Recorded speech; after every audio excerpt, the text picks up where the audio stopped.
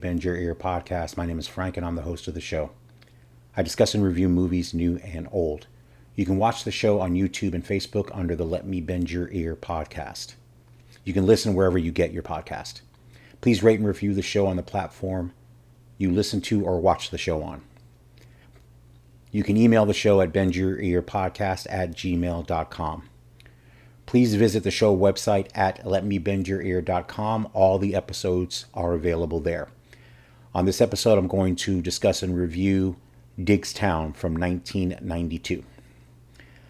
So before I get into the review, just a couple of words about Diggstown. This is a movie that I actually saw back in 1992 in the theaters when it came out.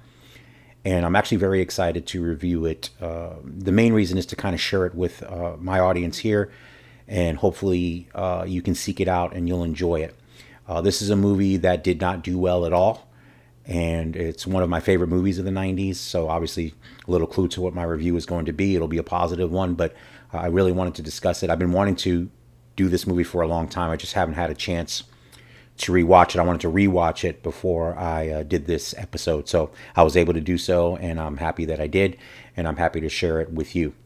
Now, the film Diggstown stars James Woods, Louis Gossett Jr., Heather Graham, and Bruce Dern in the main roles. Also Oliver Platt.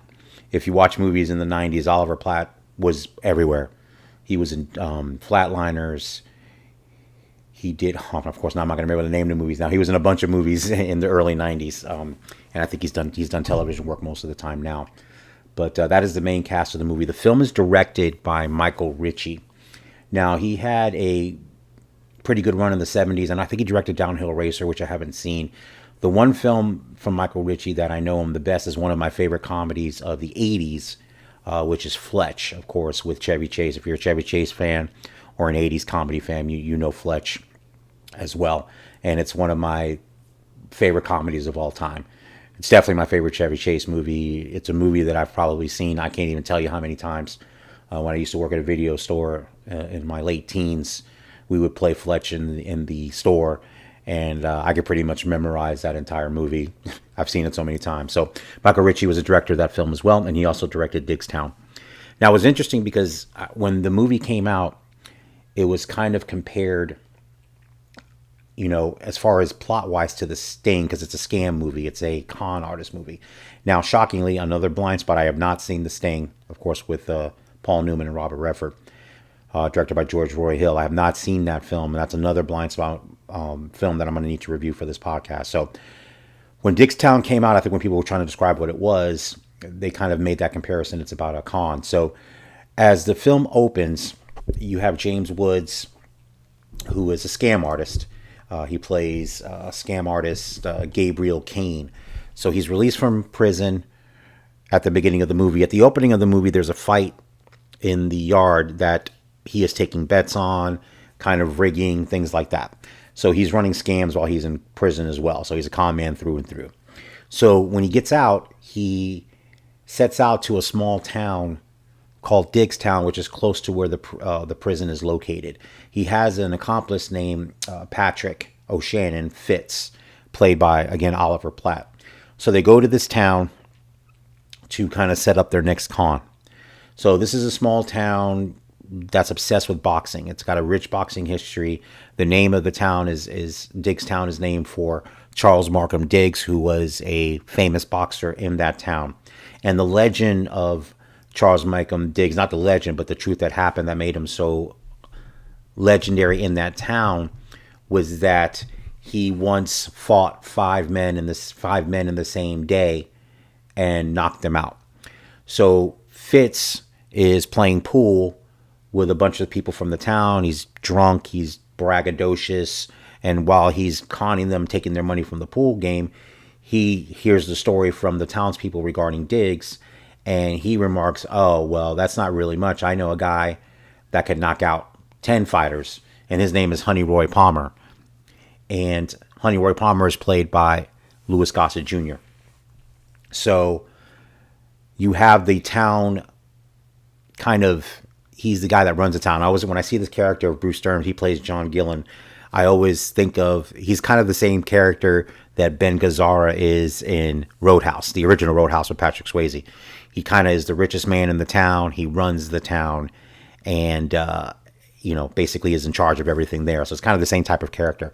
So Gillen overhears this situation, or this braggadocious claim that Honey Roy Palmer can knock out any 10 men in one day, and gets in on making a bet with Fitz for $100,000 that no one man can beat the best 10 of the Diggstown boxers in one day. So Kane finances the bet. And so this is how it starts. So, of course, now Kane and Fitz have to get Honey Roy Palmer to agree. Because, of course, he has not agreed. So Kane goes to Palmer to give him an offer to help him on this. Doesn't want anything to do with it. They have a conversation where he's still upset with him because he thought that he endangered his health. And, excuse me, let me take that back. He actually threw in the towel on a fight, on his previous fight when he was still ready to go. And Palmer was very angry about that. So he, shoos him away. But of course, he can't resist the urge of the scam and the chance to make some money. So he eventually agrees to do it. So Palmer comes back to the town. The bet is made. And that's basically the plot. So one of the things I love about this movie is it's a simple plot. That's what sets in motion. And what becomes kind of the drama and kind of, what you're trying to figure out is how are they going to pull this off? So the bet, of course, is he's got to fight 10 men in 24 hours. He's got to win 10 fights in 24 hours. So, of course, that seems completely impossible. So as the movie progresses, there's ways that Kane is trying to, of course, get some of the early bouts in his favor. And as the movie goes through, you can see, obviously, that it's not realistic that he's going to knock out or beat 10 men in one day. He's a 48-year-old fighter. Now, a very good fighter, because as the movie points out, in his career, he won almost all of his fights by knockout. So in his prime, Palmer could knock out pretty much anybody. So this is not like he's some, person that is, not really a fighter, but they come up with a con. He can actually really fight. So, of course, the scam is to start these fights, to take side bets, to make more money, even just over the initial bet between Gillen and Kane. So, as they try to talk to some of the boxers, it really becomes a game of cat and mouse between Gillen and Kane to, for lack of a better term, rig the results to go in their favor. So, they're both trying to do the same thing, and it's kind of a game of cat and mouse and one-upping and trying to out-slick the other one, which is the fun of the movie. So, as the movie progresses, this is what happens. So, Kane also meets in the town the sister of Wolf Forster. Now, Wolf Forster is played by Randall Tex Cobb, and if you know him, he was a actor in the late 80s. He was actually in Raising Arizona. He did a couple of films, but he's in prison with Kane, and Kane is about to be released. Wolf is about to be released to Dig. So Wolf is how Kane found out about this town and about their predilection to gambling and boxing. So he meets Forrester's sister, Emily, and they kind of strike up a friendship, and she's finding out what's going on there. She's reluctant to befriend Kane, obviously, because she's upset her brother's in jail and just waiting for him to come out. So she's involved in the film as it progresses as well. So again, the film builds towards the actual fight. And the last third of the movie is the fight itself. So I'm not going to give too much away there because the fun of this movie is watching the fights go. So you're of course you're rooting for Honey Roy. You're rooting for Kane to pull off this con, and they make it easy to root for Kane because Bruce Stern's character Gillen is just a scumbag, and he plays it. He plays the role with relish, like anything. When good actors get to play really bad guys and just kind of have fun with it. He's all in. He's fantastic. He's just a terrible person, and he's enjoying playing that role. So it's a lot of fun to see Bruce Dern doing it. Like I said, very good actors. James Woods, Louis Gossett Jr., Oliver Platt, all very, very good actors. And anytime you have a bunch of good actors in a film, a lot of times it can raise the level of the material, which is great. So it is a lot of fun. The movie clocks in at 98 minutes. So again, the conversation I've been having on, what seems like ad nauseum in all these podcasts and people criticize or are okay with movies being 2.5 hours, 3 hours, too long, not long enough, whatever. This movie is not that. That's what's a lot of fun about this particular movie. It clocks in at 98 minutes.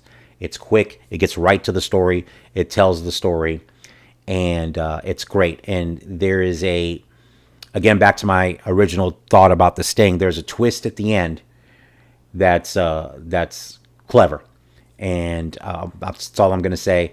And I remember when I watched the film in the theaters, I was aware that there was some kind of twisty ending to it, and I really enjoyed it. I really enjoyed how it was executed.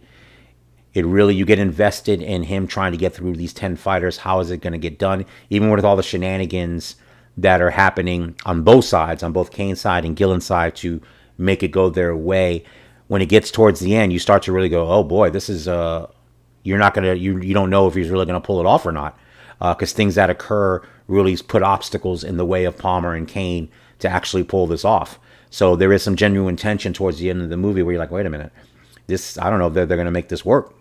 So that part of it is well done. And again, the acting is really good all the way around. It's just a fun movie. It's funny. It's fun. It's well acted. And I was really happy to revisit it. Like I said, it's been a very long time since I've seen it. So I was very happy to rewatch it. And I enjoyed it as much this time. And actually, I'm glad I rewatched it because there were some things about the movie that I had forgotten on the initial viewing of it that were like a surprise to me. So it was great to kind of see it, especially when you get towards the end. The way the fight is set up and how it progresses. I forgot a lot of the little details that I had seen in the first time I watched it. So it was great to kind of revisit those details. And again, it just really made the movie fun, and I really, really enjoyed it, and enjoyed it on the second viewing.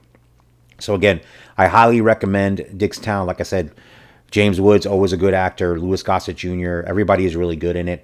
Oliver Platt as well. Heather Graham, who's a very good actress, she doesn't have too much to do in the movie, so there's really not much to say about her performance, good or bad. It's just she only has a little bit to do, but she does play a role in there, especially towards the later part of the movie. But again, it's a super fun movie. It's a great, like I said, con man scam movie, because the fun of all those movies is trying to figure out how they're going to pull off the scam. So again, as the fight progresses in the movie, one of the things that I will say in the movie is, as the fights start to go and Palmer starts to win a few and continue to proceed, the bets get higher, the money gets higher. And that's another fun side drama of this movie as well, because both Gillen and Kane, you can tell, are both guys with great egos that are not used to losing. And they're just upping the bets, and you're like, oh my God. So it's getting to the point where it's just insane the amount of money that they're both putting up to get this done. And on Kane's side, the additional amount of pressure too is he's gotten a gangster that he knows to finance his part of the bet. So of course, if Kane loses this bet, it's not just about losing money. He'll literally get killed. There's actually a funny side story with the gangster that Kane enlists. So his kind of tough guy goon is played by, and I forgot his name. It's the Hispanic actor from New York Undercover. I think it's DiLorenzo. So he plays kind of his goon, who's doesn't like Kane at all. So it's funny to see when things don't look like they're going Kane's way, when he gets paid a visit by the goon, just to remind him what's going to happen if if he doesn't win that bet and come up with the money. So or loses the money that they've put up. So it's pretty funny. That's a little side story that's pretty hilarious, with DiLorenzo's character threatening Kane. So that's very funny as well. So again, as you can tell, I really enjoyed Diggstown. It's a fun movie. Like I said, it's not a serious, it's just a con man trying to figure out how he's going to pull this off type of film. And like I said, you have Louis Gossett Jr., who is the late Louis Gossett Jr., the fantastic actor, good here like he always is, and Oliver Platt doing a great job like he always does as well. So I am going to give Diggstown, with James Woods and Louis Gossett Jr., directed by Michael Ritchie, I'm giving this film, I'm going to give it 4 stars out of 5. It's really enjoyable. It is a fun movie. I didn't give it 5. There's really no criticisms I really have of it. It's just not a 5 because a 5 would be an all-time classic movie. I don't think this rises to that level, but it is a lot of fun, and I enjoyed watching it again, and it's a rewatchable movie. And like I said, if you're a fan of James Woods, Louis Gossett Jr., or just a fan of these con men running a scam to see how they're going to pull it off type movies, this is a really good one. Now, as I stated earlier in the movie, in the show, and like I stated, and this part I did remember because I saw it in the movies. I remember the movie flopped hard. I think critically, the reviews were mixed. I really enjoyed it. I thought it was fun and funny, but nobody went out to see it, and which is a shame because it's a really good movie and a lot of fun. It's unfortunate, but the good thing about that and the good thing about video and streaming is you can find these films. And for me, I love to review a movie like this because as a movie fan, even before I started this podcast, when I talk movies with people that are either cinephiles or people that just watch movies casually, don't really know or care about movies in the sense that they have it as a main part of their lives.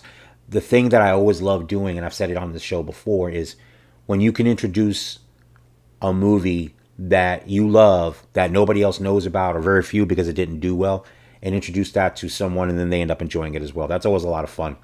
And this Diggstown is a perfect example. So this is a type of movie that I love reviewing for this show because it's a movie that I'm pretty sure whoever listens to this episode or watches this episode are going to, one, I've never heard of it.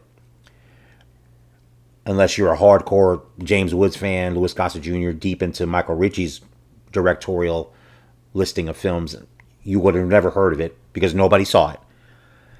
And hopefully you'll look for it. I was getting ready to rent it, but it turned out if you do have Amazon Prime, it was streaming on Prime. So at the time I'm doing this now, it is on Prime. So if you have Prime, you can watch it. That's where I watched it. But it is a fun movie. And like I said, this is the type of movie I love to review. Hopefully I can introduce this movie to people that have never heard of it or have heard of it but have never seen it thinking, I'm not sure I'm going to like it. I highly recommend it. It's, like I said, it's a lot of fun. It's 98 minutes. You're in and out. You can watch it, have a good time. And those kind of films are great. That are short, to the point, and just tell the story and do a great job of doing it. So again, I'm giving Diggstown 4 stars out of 5. Again, the movie stars James Woods, Louis Gossett Jr., Oliver Platt, Heather Graham, and Bruce Dern. And directed by Michael Ritchie, who I stated earlier directed Fletch, as well as many other films. So again, 4 stars out of 5 for Diggstown, the 1992 film. Again, I think you really enjoy it if you check it out. If you do watch the movie, let me know how you feel about it, what you thought about it. So just hit me up on social media. Let me know your thoughts. I'm interested to hear your thoughts on this particular film. Thank you. And thank you for listening to the show. You can follow the podcast on X, Instagram, and YouTube. The handle is @BendYourEarPod. Subscribe to the YouTube channel and please like the Facebook page. This show is a one-man operation. If you're watching the show on Facebook or YouTube and would like to support the podcast, you can click the QR code right here on the top left of your screen, or you can go to the show's X page @BendYourEarPod. Go to the profile page there and click on the tip jar, and you can donate to the show. This will help cover the cost of hosting this podcast. Again, thank you for listening, and have a